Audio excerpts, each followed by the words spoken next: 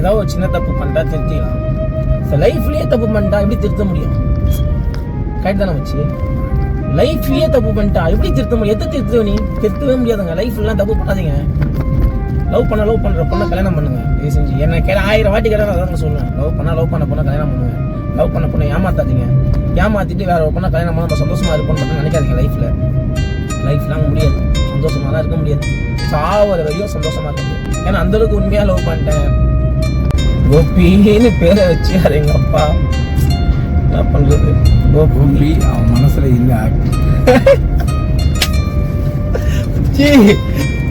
கோபி அவன் மனசுல love letter எழுதி தரான். நீ காலையில் குடிப்ப காஃபி, கோவப்பட்ட ஏறும் பிபி, நீ காலேஜில் அடிப்ப ஓபி, உன்னை உண்மையா லவ் பண்றான் கோபி அப்படின்னு சொல்லிட்டு நீ பைத்தியம் அதிக பண்ணி போட்டுட்டு இருக்க. தெரியலையா அவனுக்கு?